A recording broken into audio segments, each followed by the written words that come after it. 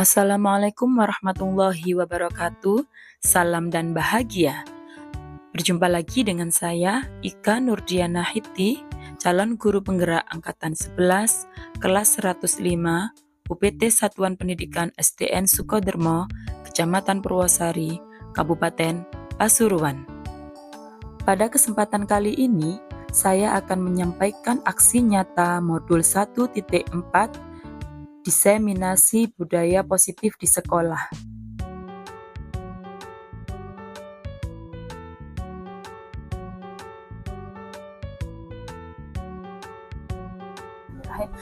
Assalamualaikum warahmatullahi wabarakatuh. Waalaikumsalam warahmatullahi wabarakatuh. Alhamdulillah wa syukurillah wa ala nikmatillah wa la haula wa la quwata illa billah. Yang saya hormati Ibu Kepala Sekolah SDN Sukodermo, yang saya hormati rekan-rekan guru beserta staf SDN Sukodermo. Pertama-tama marilah kita panjatkan puja dan puji syukur kehadirat Allah Subhanahu wa taala karena telah memberikan kita kesehatan sehingga kita dapat hadir dalam acara diseminasi modul 1.4 pemenuhan tugas saya sebagai JGP yaitu budaya positif di sekolah. Yang kedua, salawat serta salam tetap tercurahkan kepada junjungan kita Nabi Agung Muhammad SAW yang telah memberikan kita petunjuk jalan yang terang benderang, yakni agama Islam. Bapak Ibu guru hebat, sebelum acara dimulai, ini adalah aktor CGP angkatan 11. Saya dan Bu Yuli sebagai calon guru penggerak yang dipandu, yang didukung oleh Ibu Rahayu Supriyatin sebagai pengajar praktek, Pak Diki sebagai pengajar praktek, dan juga dipandu oleh Bapak Jupri Ahmad Hadi sebagai fasilitator. Sebelum acara dimulai, izinkan saya untuk menyampaikan susunan acara pada pagi hari ini, pada siang hari ini, yaitu yang pertama pembukaan, yang kedua kesepakatan bersama, yang ketiga sambutan dari kepala sekolah, yang keempat pemaparan materi, yang kelima penguatan dan refleksi, dan yang terakhir adalah penutup. Sebelum acara kita mulai, marilah kita bersama-sama membaca surat Al-Fatihah agar jalannya perbincangan pada kali ini dapat berjalan dengan lancar. Ila hadratin Nabi Mustafa Muhammad sallallahu alaihi wasallam, lahumul Fatihah.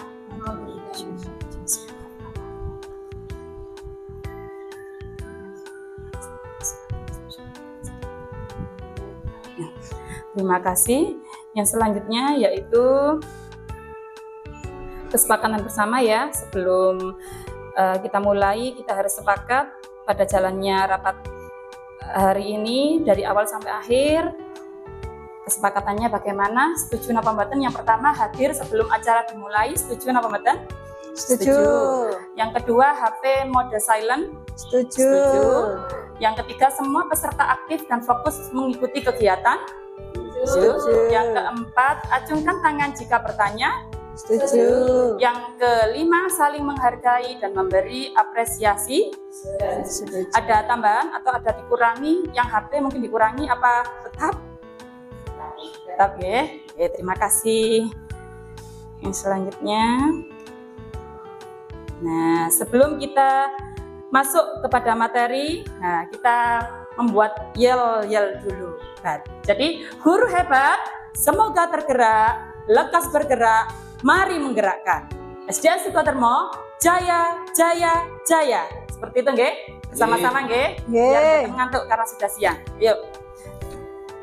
Guru hebat, semoga tergerak, lekas bergerak, mari bergerakkan. SDN Sukodermo, jaya, jaya, jaya. Selanjutnya yaitu sambutan dari Ibu Kepala Sekolah kepada Ibu Pustiawati. Saya persilahkan. Bismillahirrahmanirrahim. Assalamualaikum warahmatullahi wabarakatuh. Waalaikumsalam warahmatullahi wabarakatuh. yang saya hormati Bapak Ibu Dewan Guru SDN Sukondarmo, pertama-tama marilah kita panjatkan puji syukur kehadirat Allah yang mana pada hari ini kita dapat mengikuti yaitu acara calon guru penggerak yaitu diseminasi modul 14 yaitu budaya positif di sekolah dalam keadaan sehat walafiat. Yang kedua, selawat dan salam tidak lupa kita haturkan kepada junjungan kita yaitu Nabi besar Muhammad Shallallahu Alaihi Wasallam. Bapak Ibu yang saya hormati, sebelumnya juga saya ucapkan terima kasih karena di SD kita yaitu SD Sukondarmo ini sudah ada guru calon penggerak yaitu yang kemarin sudah angkatan ke-9. Nah, sekarang diikuti lagi yaitu oleh 2 guru kita yaitu Bu Ika sama Bu Yuli yaitu CGP angkatan ke-11. Nah, ini saya ucapkan banyak terima kasih. Ternyata diawali dari Bu Har angkatan yang ke-9 sudah diikuti lagi oleh Bu Ika sama Bu Yuli yaitu angkatan ke-11. Semoga nah ini semua nanti menjadi yang lainnya guru-guru yang belum bisa ikut mengikuti jejak Bu Ika sama Bu Yuli. Karena tujuan daripada guru penggerak ini adalah baik yaitu untuk meningkatkan pendidikan di SD Sukondarmo. Oleh sebab itu, saya sebagai kepala sekolah sangat mendukung sekali ya dengan ikutnya yang sekarang 2 guru calon guru penggerak. Mudah-mudahan nanti disusul lagi dengan guru-guru yang lain. Sehingga di SD kita ini nanti tambah tahun tambah berubah lebih baik terutama untuk meningkatkan pendidikan anak-anak. Nah, oleh sebab itu sekali lagi saya mendukung atas acara hari ini yaitu diseminasi modul 14 yang dilaksanakan oleh calon guru penggerak angkatan 11. Mudah-mudahan acara ini berjalan lancar ya dan sampai akhir dan juga nanti memotivasi untuk guru-guru yang lain. Dan SD kita, SD Sukondarmo semakin maju terutama di bidang pendidikan untuk anak-anak. Karena tujuan kita adalah meningkatkan pendidikan anak-anak. Jadi tidak hanya berhenti saja tapi terus semakin berkembang tahun meningkat di dalam pendidikan di SD Sukondarmo. Hanya itu saja yang bisa saya sampaikan. Mudah-mudahan ini nanti bermanfaat untuk Bu Yuli sama Bu Ika sebagai calon guru penggerak juga yang khususnya untuk murid-murid SD Sukondarmo.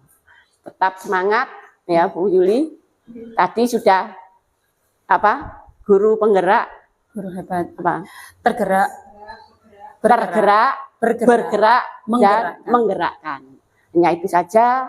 Selamat untuk Bu Yuli sama Bu Ika terus ya semangat. Dan saya akhiri, wassalamualaikum warahmatullahi wabarakatuh. Waalaikumsalam warahmatullahi wabarakatuh. Terima kasih saya sampaikan. Acara selanjutnya langsung saja ke materi budaya positif. Apa itu budaya positif? Budaya positif di sekolah adalah nilai-nilai dan kebiasaan-kebiasaan di sekolah yang berpihak pada peserta didik agar mereka dapat berkembang menjadi pribadi yang kritis, penuh hormat, dan bertanggung jawab. Ya, itu adalah pengertian dari budaya positif. Dan selanjutnya akan disampaikan oleh Ibu Yuliana. Dipersilahkan. Ya, terima kasih. Oke. Tentang perubahan paradigma. Untuk membangun budaya yang positif, sekolah perlu menyediakan lingkungan yang positif, aman, dan nyaman agar murid-murid mampu berpikir, bertindak, dan mencipta dengan merdeka, mandiri, serta bertanggung jawab. Lazimnya disiplin dikaitkan dengan kontrol. Dalam hal ini kontrol guru dalam menghadapi murid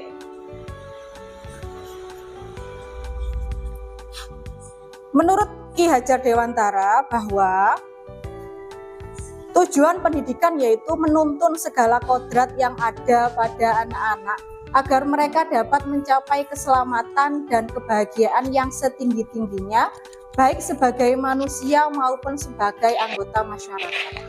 Oleh sebab itu, pendidikan itu hanya dapat menuntun tumbuh atau hidupnya kekuatan kodrat yang ada pada anak-anak agar dapat memperbaiki lakunya, bukan dasarnya.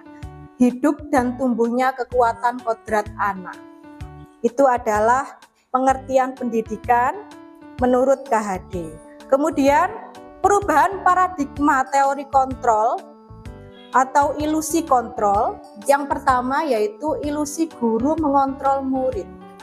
Yang kedua, ilusi bahwa kritik dan membuat orang merasa bersalah dapat menguatkan karakter. Yang ketiga yaitu ilusi bahwa semua penguatan positif, efektif, dan bermanfaat.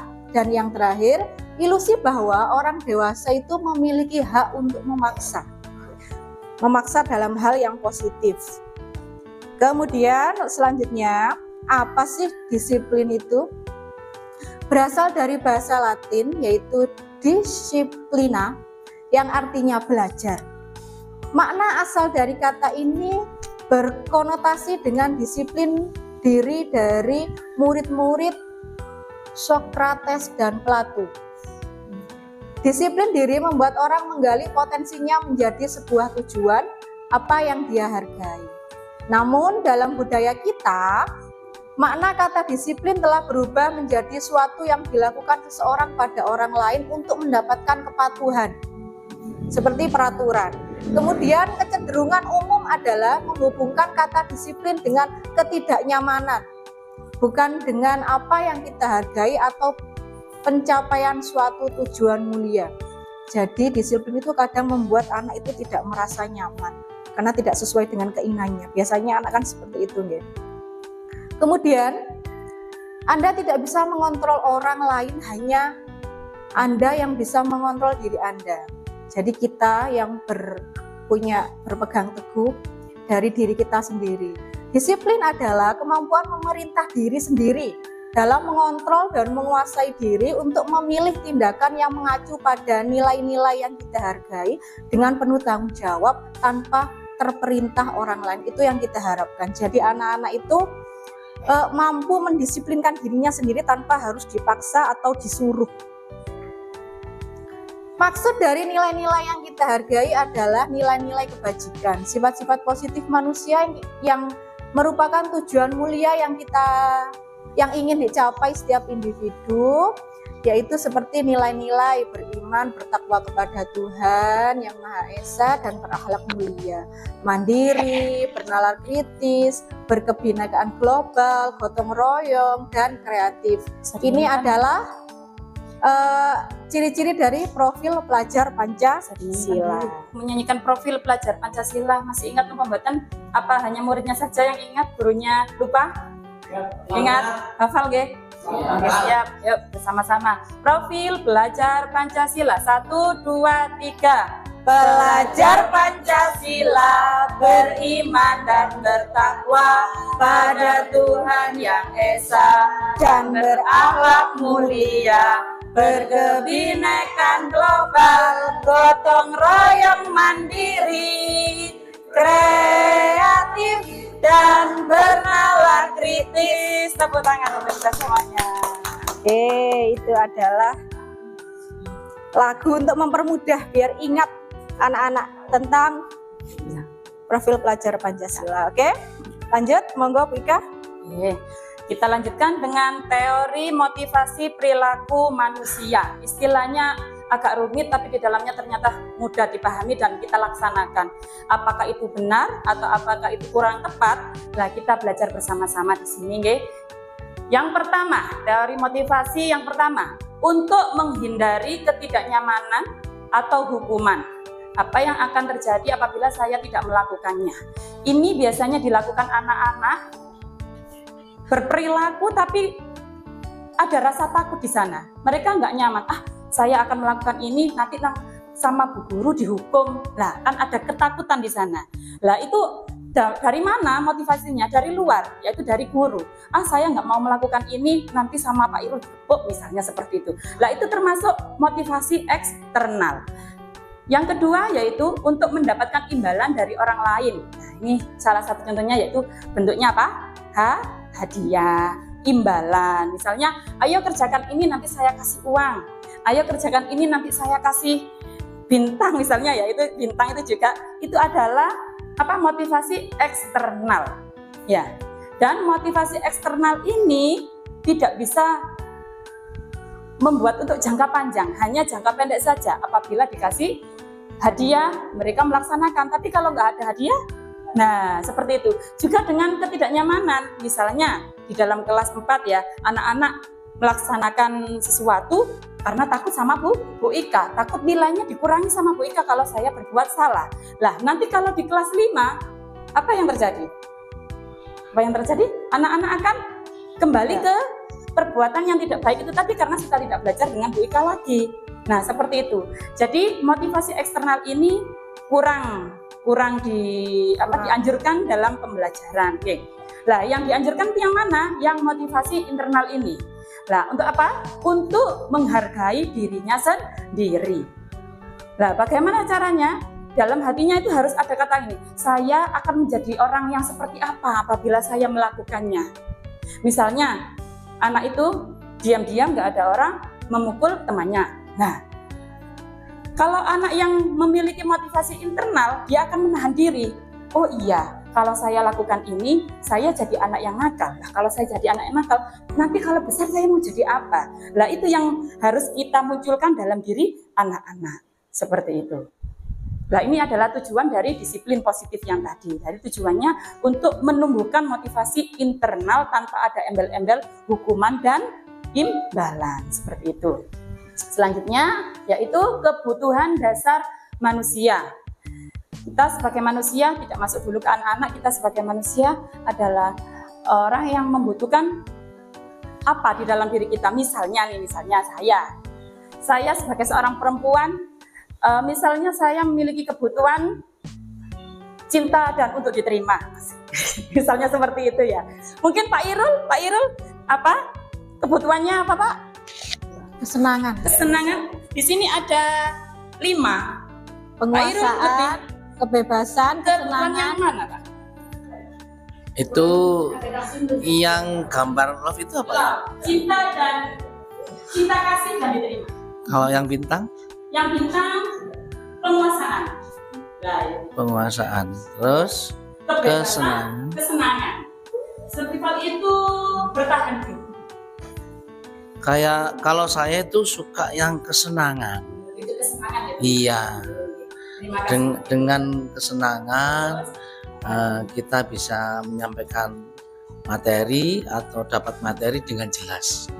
Di sekolah ya. Ya. Kalau di rumah kesenangan? Ya sebagai manusia, kita sebagai manusia. Apa Kebutuhan. kita perlu dihormati atau dihargai atau bagaimana?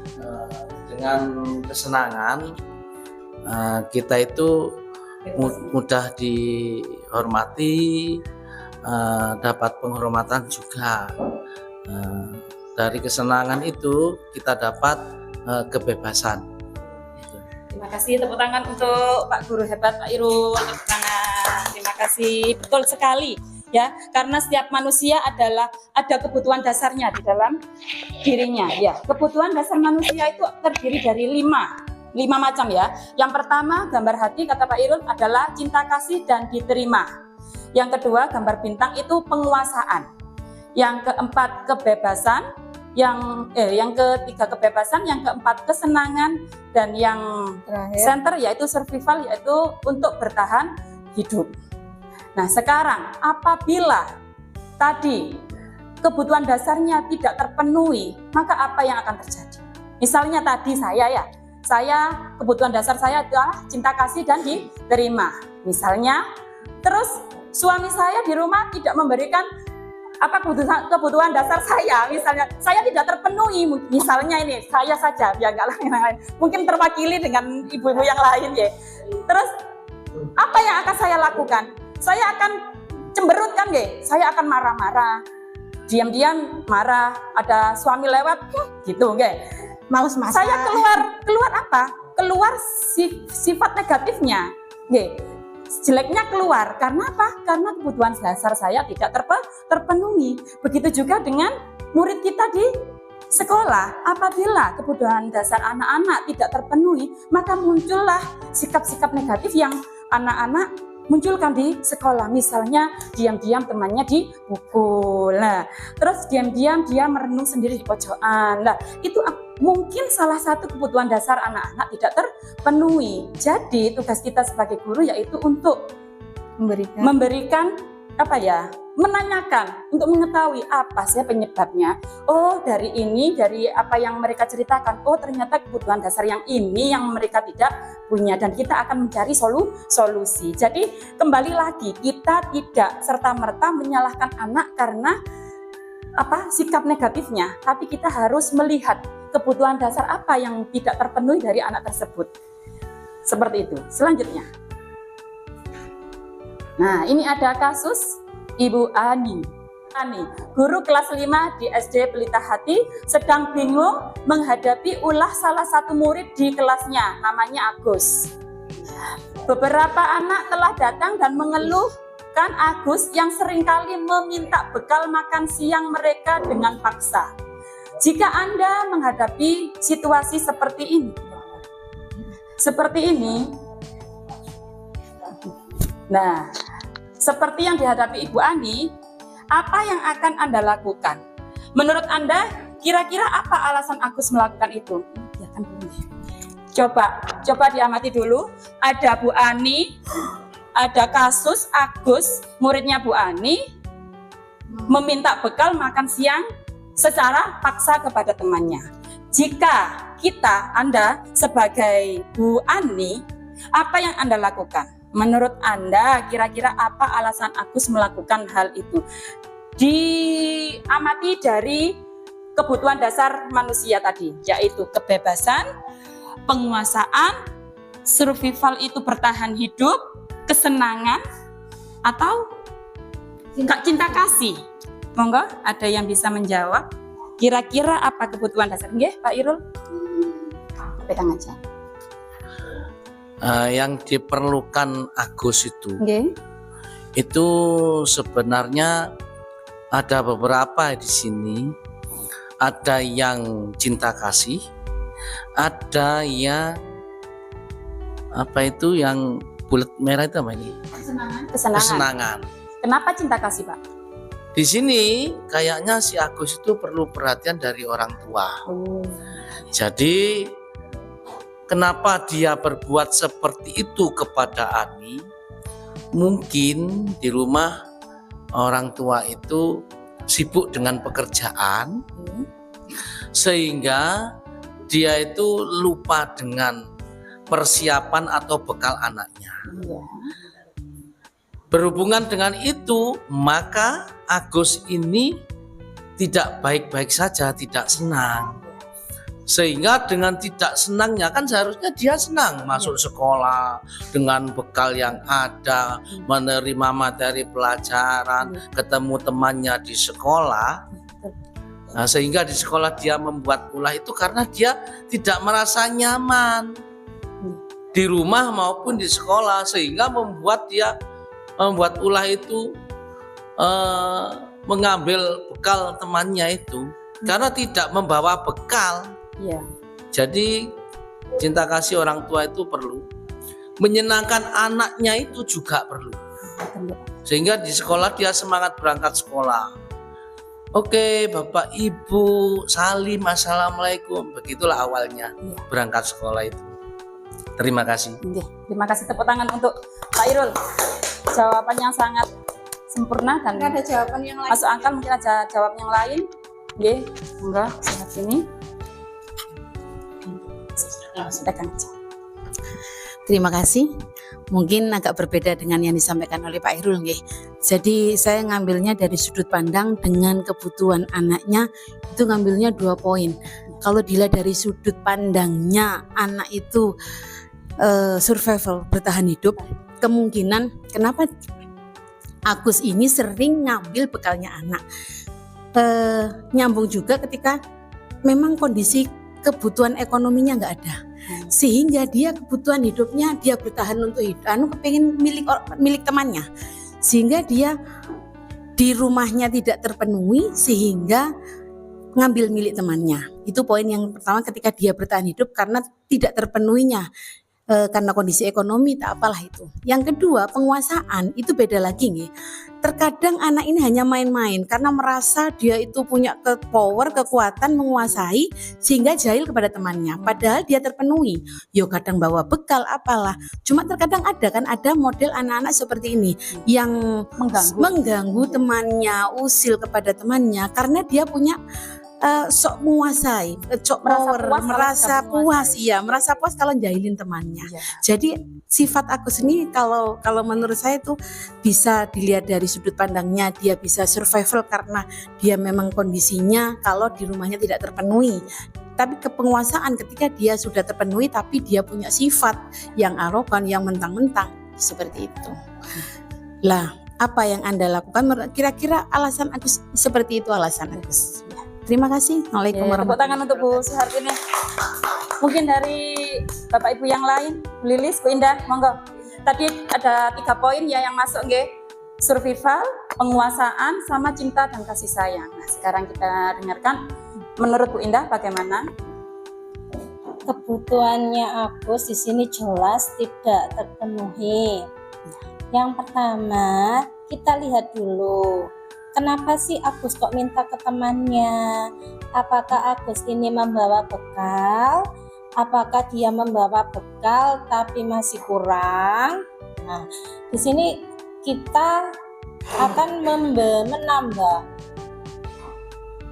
kebutuhannya Agus, memenuhinya dengan dari yang tengah itu, yang survival itu ya. Survival ya. Nah, jadi bertahan hidup. Dia memang butuh bekal.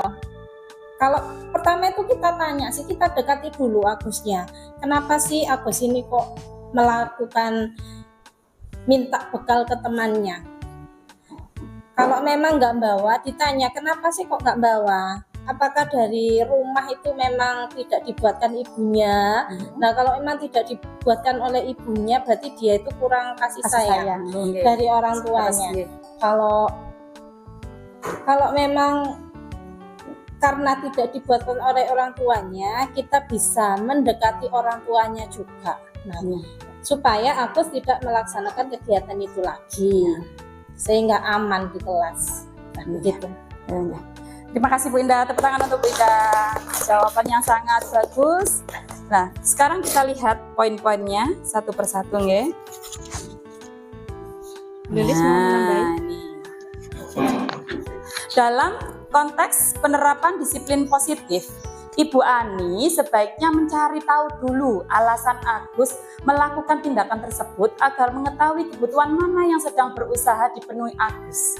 Jadi kita face to face ke Agus, kita tanyakan baik-baik. Ya, yang pertama, apabila jawaban Agus itu karena ia lapar dan orang tuanya tidak membawakan bekal seperti yang dijelaskan sama Bu Hartini, Bu Indah sama Pak Irul tadi, ya, maka kebutuhan yang tidak terpenuhi yaitu untuk bertahan hidup atau survival.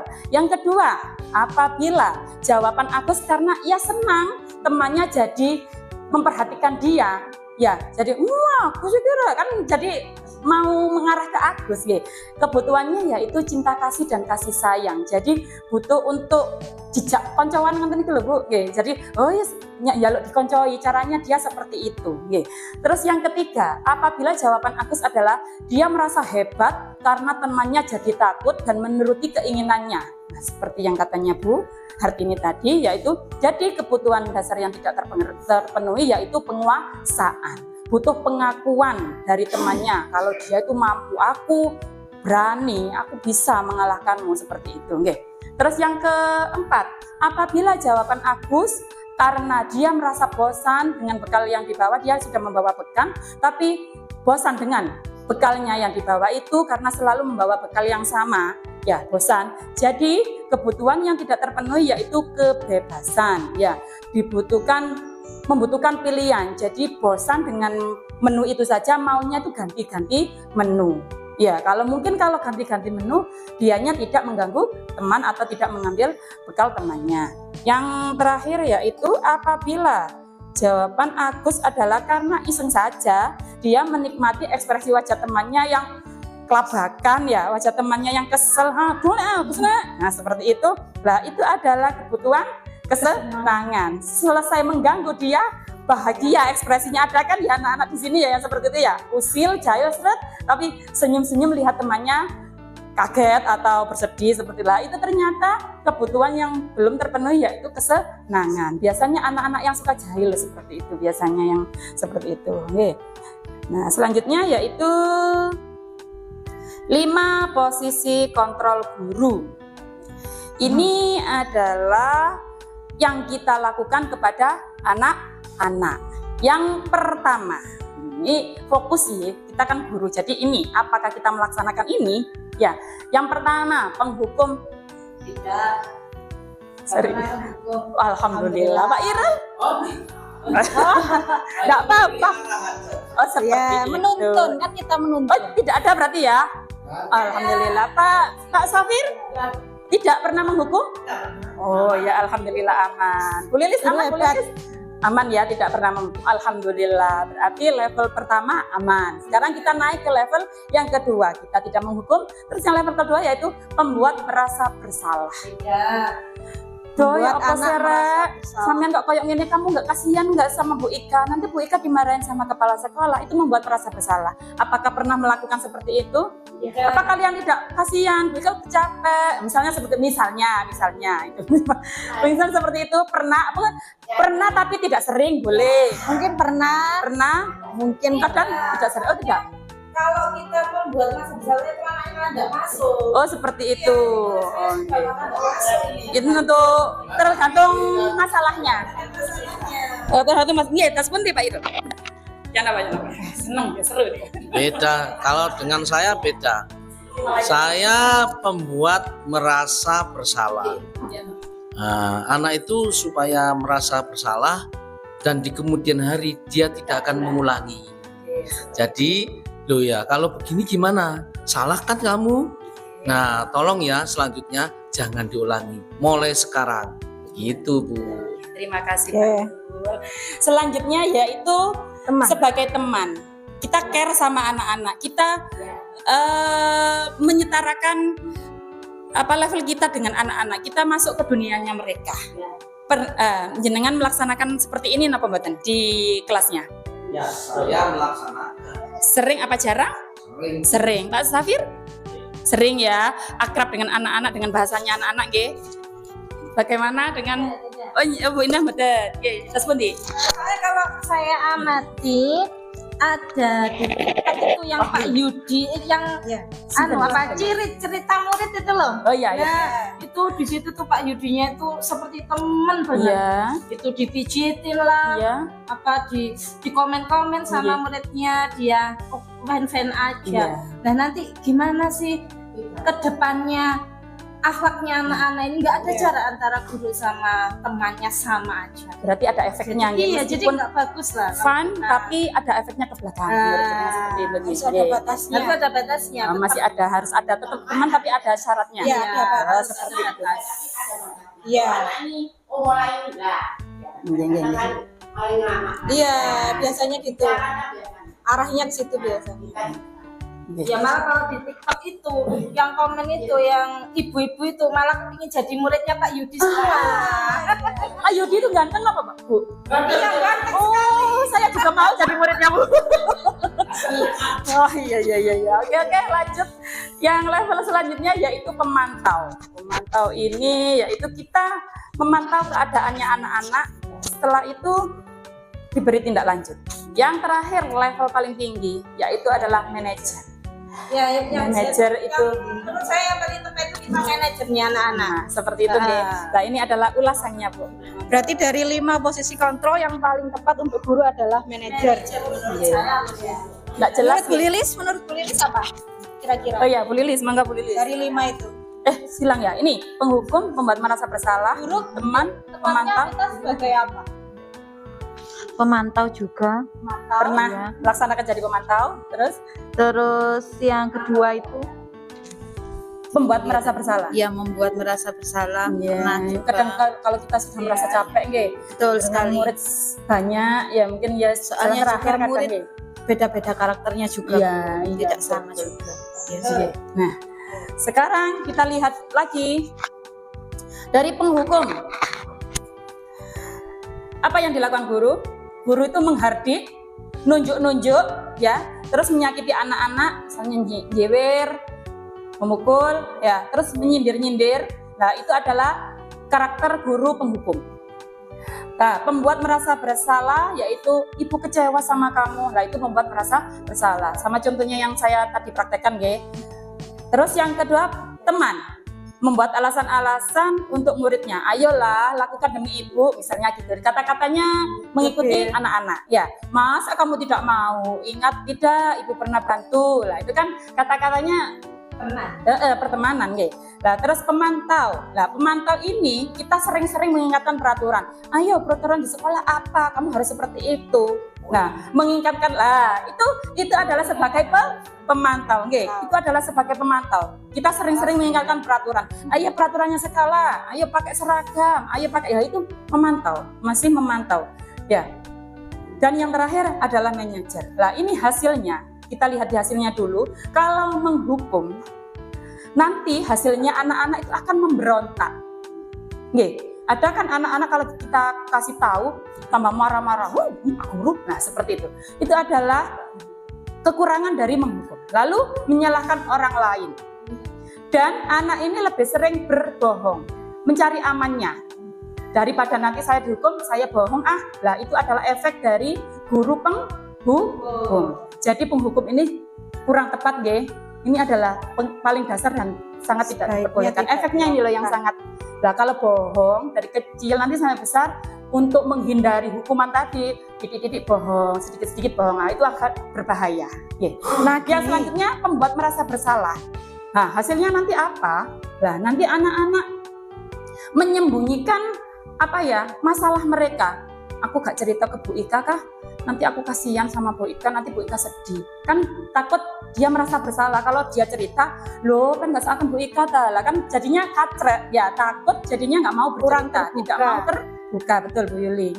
Terus menyangkal dan berbohong lagi. Lah ini memicu anak-anak untuk berbohong. Ya. Yang kedua, teman. Efeknya apa? Anak-anak ketergantungan. Yang kedua tadi apa Bu Indah? Lama tadi apa? Kurang sopan santun. Ya, moro gelandot kalau ngoten itu kan kurang rasa hormatnya ke anak-anak nggih. Terus yang keempat pemantau. Lah mereka lalek nurut aturan saja kalau diingatkan aturannya. Kalau aturannya tidak diingatkan, kembali lagi ke model awal, model pembangkang tadi ya. Jadi nunggu menyesuaikan diri bila diawasi, lek diawasi balik nakal malih. Terus diiling nomaneng, ayo peraturannya apa? Nanti balik nakal lagi. Itu adalah pemantau.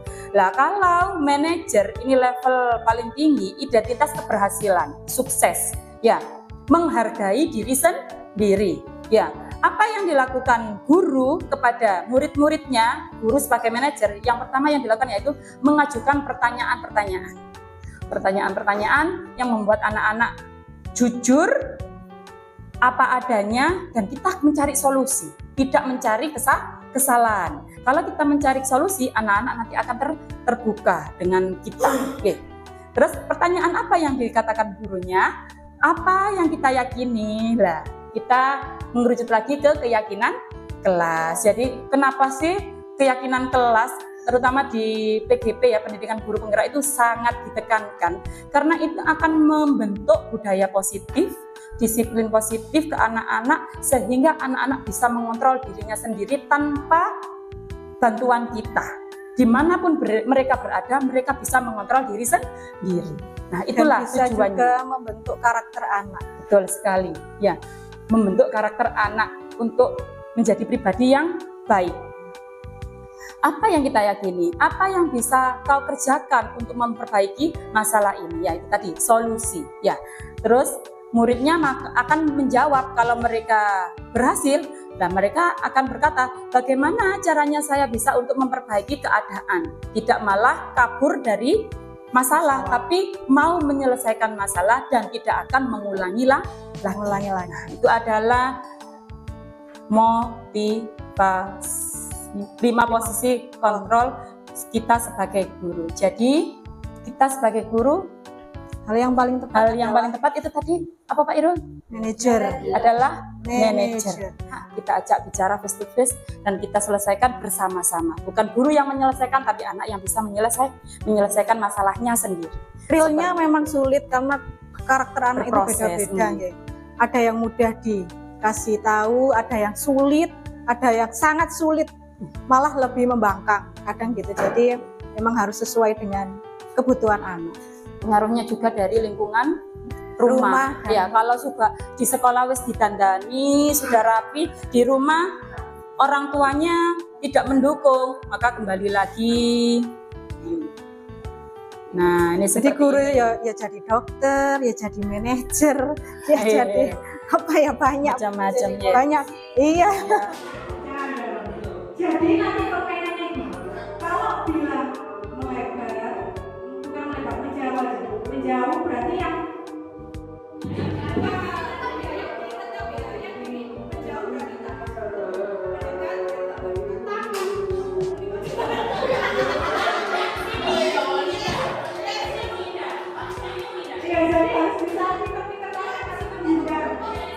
jangan sampai kena temannya. Berdam, cocok itu berdam. Nggak boleh bergerak. Bisa? Bisa guys? Konsentrasi dimulai. Oke, jawabnya gitu ya. Konsentrasi dimulai. Oke, ya siap-siap. Menjauh.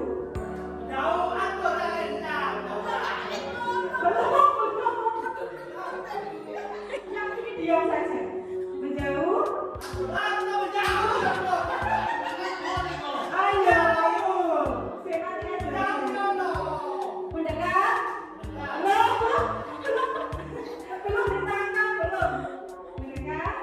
Menjauh. Mendekat.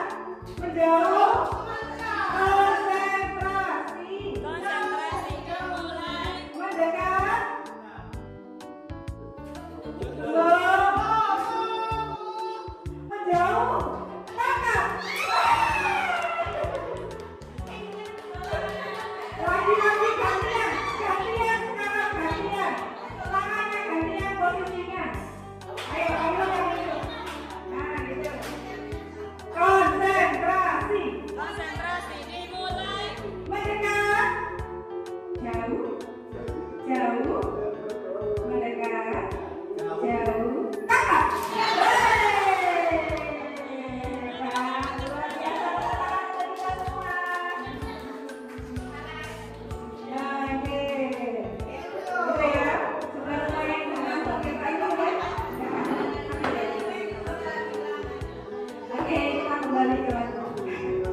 Keyakinan kelas ini sangat penting sekali di setiap kelas saya datang. Kita harus ada ya. Apa sih keyakinan kelas itu? Nilai-nilai kebajikan atau prinsip-prinsip universal yang disepakati bersama secara universal, lepas dari latar belakang suku, negara, bahasa maupun agama. Menurut Pak dosen tahun 1995, suatu keyakinan akan lebih memotivasi seseorang dalam diri atau intrinsik namanya. Seseorang akan lebih bersemangat untuk menjalankan keyakinannya daripada hanya sekedar mengikuti serangkaian peraturan. Jadi kalau bisa kita setiap ngajar itu buat kesepakatan, ya. Anak-anak kelas kita mau dibawa kemana? Oh Pak Guru, nanti waktunya harus tepat waktu, kalau jamnya jam 9 harus selesai. Gitu. Kemudian kegiatannya harus menyenangkan Pak Guru.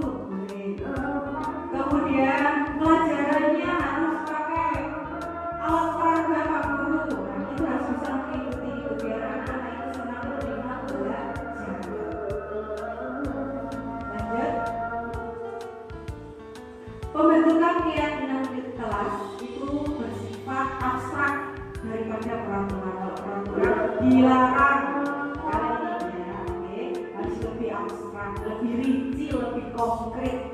Kemudian keyakinan kelas berupa pernyataan yang universal.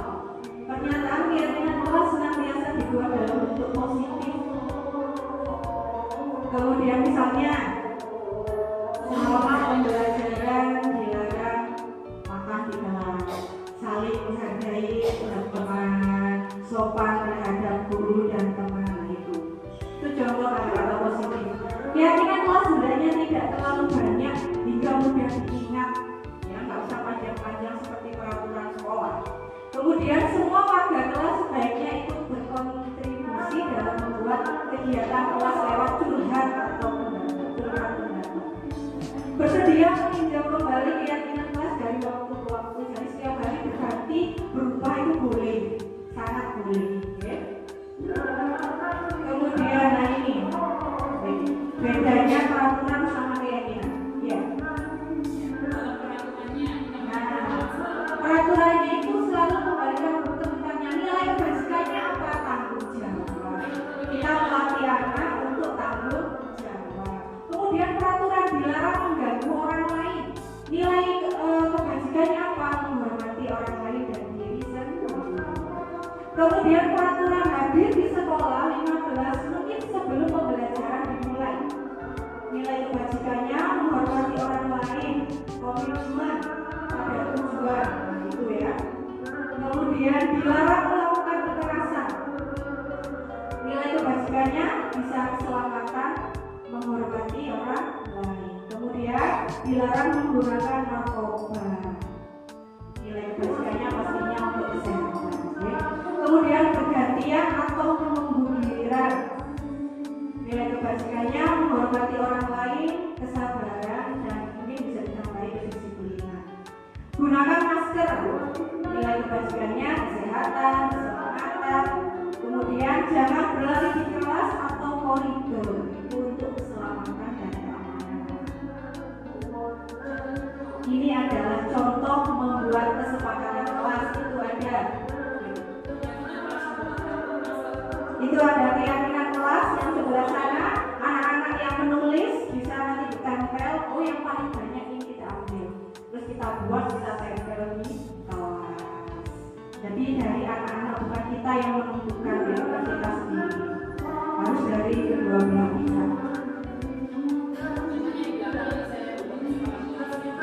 Itu sudah ada contoh itu. Semoga di kelas-kelas lain juga mulai sekarang sudah ada ya.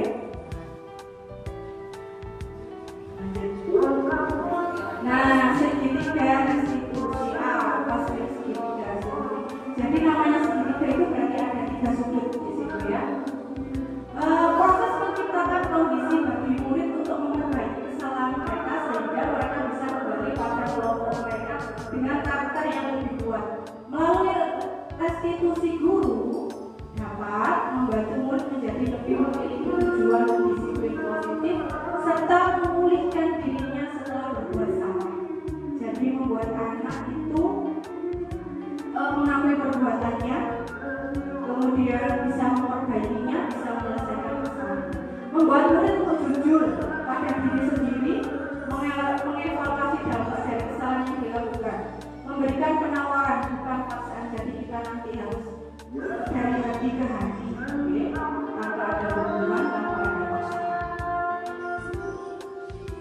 Nah ini dia segitiga restitusi. Ada validasi tindakan yang salah, ada menanyakan keyakinan, ada menstabilkan identitas. Untuk yang validasi tindakan yang salah, kamu tentu punya alasan kenapa melakukan itu. Nah, itu contoh pertanyaannya. Adakah cara yang lebih efektif untuk mendapatkan apa yang kamu butuhkan? Kemudian untuk menstabilkan identitas. Setiap orang pasti pernah melakukan kesalahan. Jadi kita nggak boleh, kamu salah, kamu harus ini, kita nggak boleh itu. Setiap orang itu punya salah. Kita buat apa? Mereka itu sadar gitu. Kamu bukan satu-satunya yang pernah melakukan ini. Kita harus bisa membuat mereka itu sadar dulu, terus kemudian mereka kemudian akhirnya mengakui. Kemudian menanyakan keyakinan, nilai-nilai apa yang telah kita sepakati. Nah, ini merujuk ke keyakinan atau kesepakatan kelas kita. Kami ingin menjadi orang seperti apa? Kalau berbuat ini nanti bagaimana dampaknya, seperti itu.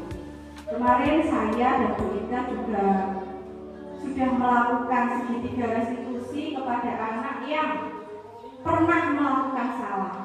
Jadi ini adalah contohnya bagaimana kita menghadapi anak ketika ada anak yang terlambat datang ke sekolah yang kelas 1 itu. Kemudian yang kedua makan saat pelajaran. Karena di keyakinan kelas itu tidak boleh makan saat pelajaran. Tidak boleh datang terlambat.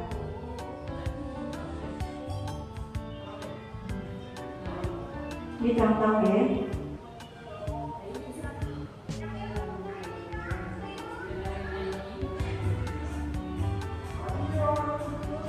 Nama siswanya adalah Dinda, siswa kelas 4.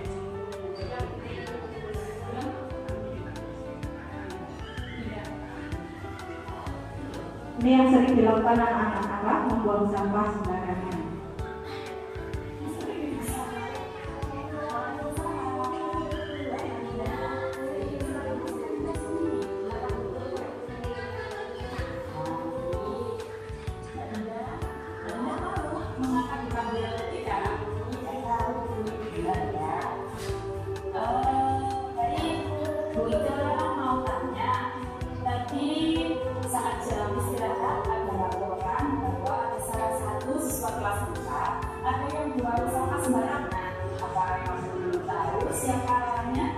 Mohon maaf Bu, bagi saya melakukan kesalahan. Tidak apa-apa Mbak Dinda. Memang kadang kita manusia melakukan kesalahan karena manusia adalah makhluk yang tidak sempurna. Tapi pasti Mbak Dinda punya alasan kan melakukan perbuatan tersebut? Coba ceritakan dulu ya. Iya Bu, tadi saya buru-buru main, kemudian buang sampahnya agak jauh, jadi saya membuat sampah sembarangan. Sekarang, apakah Mbak Dinda masih ingat tentang keyakinan kelas yang telah kita buat kemarin? Iya Bu, Keyakinan kelas yang mana yang Mbak Dinda lakukan? menjaga kebersihan lingkungan. Bagus sekali, benar ya. Nah, apakah Mbak Dinda punya solusi untuk masalah ini? Saya akan membuang sampah pada tempatnya. Ya, bagus. Kira-kira apakah Mbak Dinda akan mengulangi perbuatan itu? Tidak Bu. Baik, saya harap Mbak Dinda bisa berubah dan senantiasa menjaga lingkungan. Setuju? Setuju. Terima kasih ya. Kembali sekarang Mbak Dinda bisa kembali bermain dengan teman-temannya. Terima kasih. Ya, sama-sama Mbak Dinda. Silakan ke temannya. Benar nggak tahu. Iya.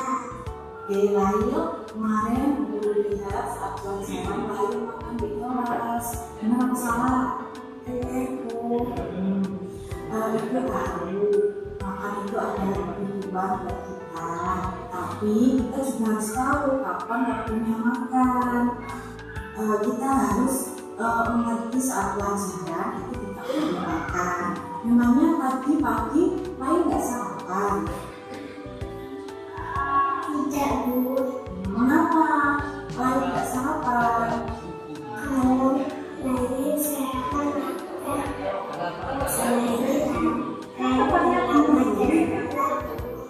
Oh, gitu.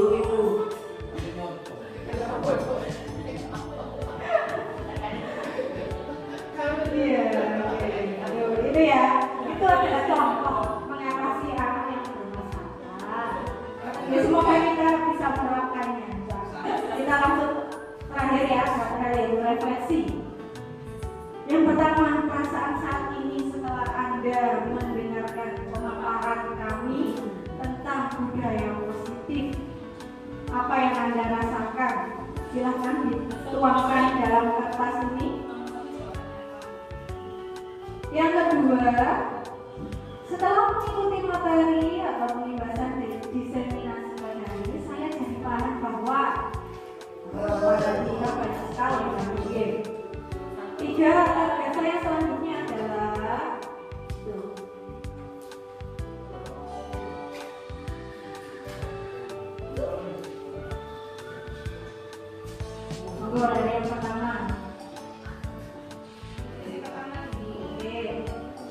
Langsung 1, 2, 3. Dikasih nomor aja 1, 2, 3.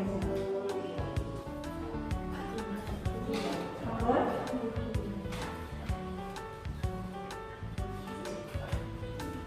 Mungkin bisa langsung saya baca ya dari salah satu guru.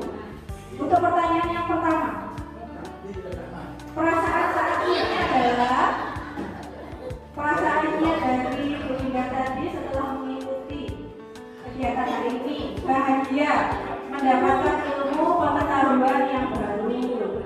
Yang kedua, setelah mengikuti materi pembahasan atau diseminasi pada hari ini, saya jadi paham bahwa keyakinan kelas dan 5 posisi kontrol serta restitusi, segitiga restitusi. Yang ketiga, target saya selanjutnya adalah saya akan menerapkan materi itu untuk peningkatan. Ya, terima kasih Bunda.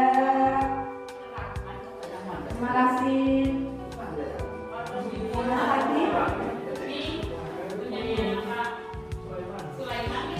Merasa insecure. Jauh dari sempurna. Oh, ya, proses ya, proses. Tidak ada manusia yang sempurna. Semua itu proses kan. Guru harus selalu belajar tentang segala hal yang betul itu. Kita itu manusia yang belajar sepanjang hayat. Tidak boleh benar. Bukan hanya. Yang ketiga, targetnya menjadi guru yang lebih baik.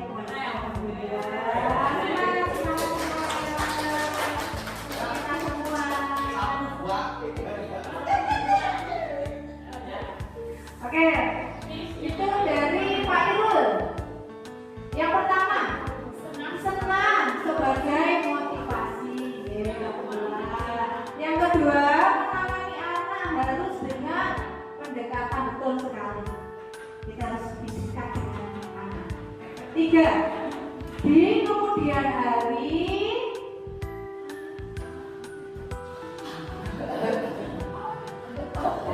menjadi lebih bergerak, menggerakkan.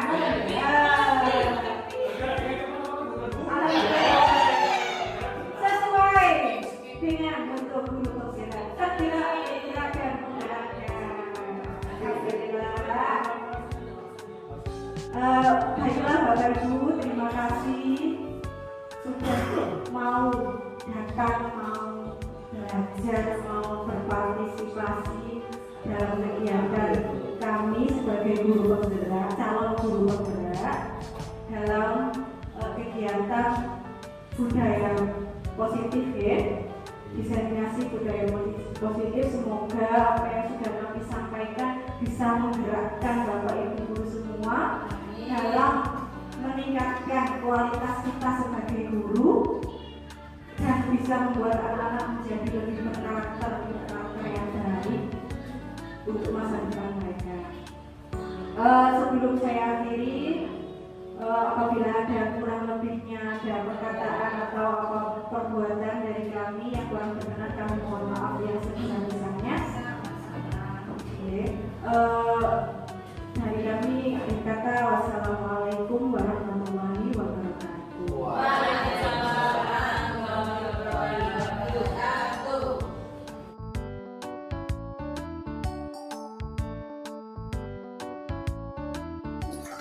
Assalamualaikum warahmatullahi wabarakatuh.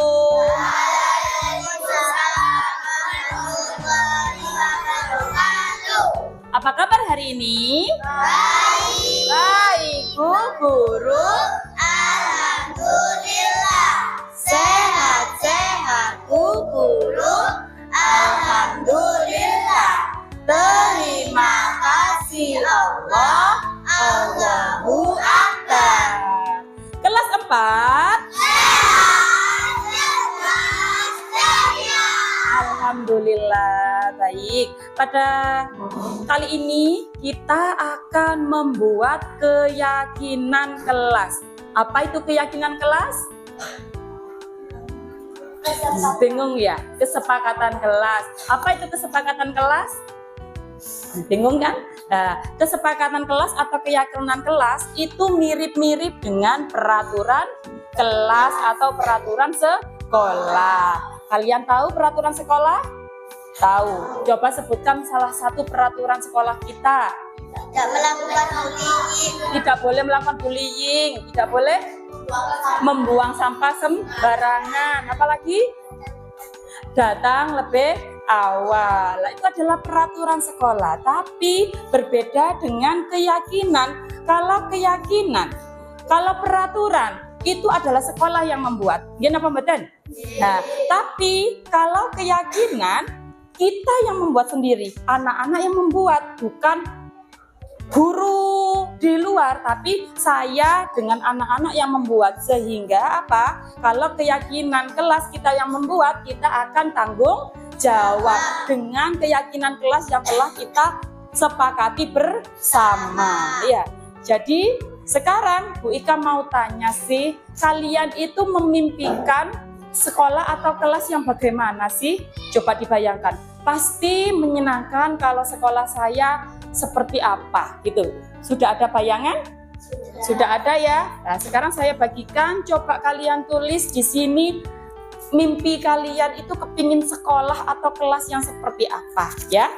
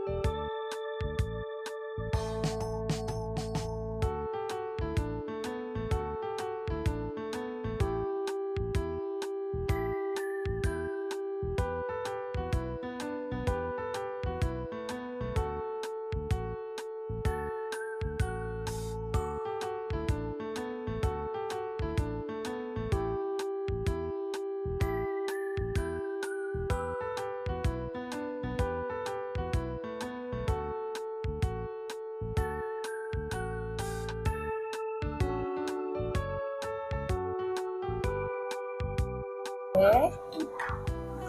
Terima kasih. Sudah selesai semuanya? Sudah ya. Baik, kita baca satu persatu. Mimpi kalian itu apa ya? Coba kita lihat dari sini. Ingin sekolah yang bagus, cantik, ada kolamnya ya.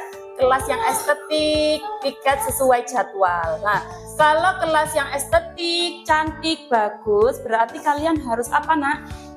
Menjaga kebersihan. Jadi nilai kebajikannya atau keyakinan kelasnya yaitu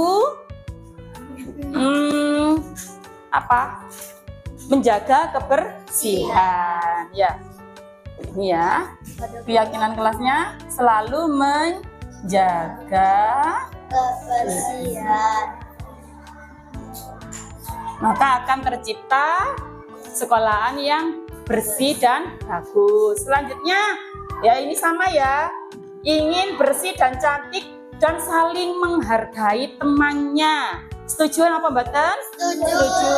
Jadi harus saling menghormati. Saling menghormati. Ada lagi saling menghargai. Teman yang sopan dan santun. Jadi sekolah anak-anak yang sopan dan santun kepada Bapak, Ibu, guru. Di sini berarti sopan dan santun. Terus ada lagi di sini sekolah yang rapi, benar. Sekolah indah, nyaman, sehat, dan bersih. Banyak teman. banyak hiasan, tidak ejek-ejekan ya. Terus ada yang di sini datang tepat waktu. Ini ada satu anak yang ingin kalian datang tepat waktu ya. Datang tepat waktu. Terus ada lagi yang lain, ingin sekolah yang tidak bullying. Nah, tidak bullying rukun berarti di sini kita harus bagaimana? Jujur. Ya. Terus harus bisa melaksanakan ini anak yang jujur saat memperlakukan hal buruk. Saat melakukan hal buruk kalian harus jujur. Berarti kalau datang tepat waktu tadi mencerminkan sikap apa? Disiplin, pinter. Disiplin. Nah, kita sudah dapat 5 poin di sini. Jadi 5 poin ini adalah keyakinan kelas 4 yang harus dipatuhi oleh semua warga kelas 4, baik itu anak-anak dan juga bu guru.